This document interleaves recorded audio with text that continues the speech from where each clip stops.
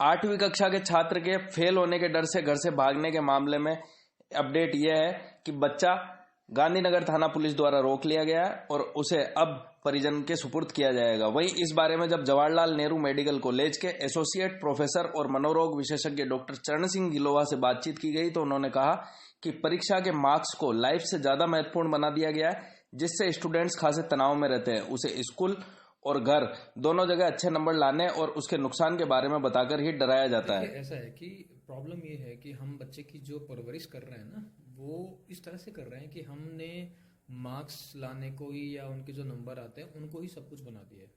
हमारे लिए लाइफ अब सेकेंडरी हो गई है और मार्क्स जो है, नंबर जो है वो प्राइमरी हो गए। तो जब भी आप स्कूल जाएंगे तो बच्चे को टीचर्स क्या बोलते हैं, अगर आपके इतने नंबर नहीं आए तो आपकी तो वैल्यू नहीं रहेगी, आप तो फेल हो जाएंगे, आपकी कोई इज्जत नहीं करेगा। घर में भी पेरेंट्स यही बात कर रहे हैं कि अगर नंबर नहीं आए तो आप पड़ोस वाले अंकल को क्या जवाब देंगे, हम क्या जवाब देंगे। तो बच्चे को हम टीच ही ये कर रहे हैं कि पढ़ाई उसको ये सिखा ये रहे हैं कि तुम्हारे नंबर लाना लाइफ का सबसे बड़ा मुद्दा होना चाहिए, पर ऐसा नहीं है। बच्चे को हमें सिखाना पड़ेगा कि तुम्हारी जीवन, तुम्हारा जो लाइफ है उससे इंपॉर्टेंट और कुछ भी नहीं है। लाइफ सर्वोपरि होनी चाहिए, सुप्रीम होनी चाहिए। लाइफ सुप्रीम रहेगी तो उसके बाद ये बाकी जो चीजें ये इतना मैटर नहीं करती है। दूसरा, हायरार्की जो है ना वो चेंज हो गई है कि अब हम मेटेरियलिस्टिक चीज़ों को ज़्यादा इंपॉर्टेंस देते हैं, quality of life, mental peace को कम इंपॉर्टेंस देते हैं। तो ये चीज़ हमें राइट फ्रॉम मतलब अपने घर से ही ये चीज़ सिखानी पड़ेगी ना। और इसका सिर्फ एक ही तरीका है कि पहले आप बच्चों को करके दिखाओ। अगर आप खुद सुबह 9 बजे उठ रहे हो तो बच्चों को आप ये प्रवचन नहीं दे सकते कि आप 5 बजे उठो, मैं तो आपके भले के लिए बोल रहा हूँ। बच्चे आदेश और डायरेक्शन से कम सीखते हैं, दूसरों को कोई काम करते हुए जब वो देखते हैं तो वो बेटर सीखते हैं। आपको कोई सलाह देने की जरूरत ही नहीं पड़ेगी।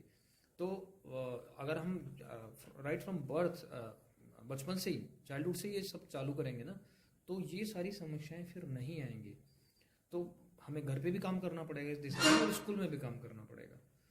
तो अगर ये बच्चों के मन में फेल होने का डर चला गया कि मुझे लोग क्या कहेंगे, ये डर चला गया, तो उनको घर छोड़ने की या फिर कोई भी गलत स्टेप उठाने की कभी जरूरत नहीं पड़ेगी। अब एलन कोटा इंस्टीट्यूट का तो अभी आपने पढ़ा ही होगा, कई सारी कोचिंग्स के बच्चे कोटा में गलत कदम उठा रहे हैं। तो उसको हम बचा सकते हैं अगर हम बच्चों को बताएंगे कि आपका लाइफ और आपका स्वास्थ्य ज़्यादा इंपॉर्टेंट है बजाय आपके नंबर्स के।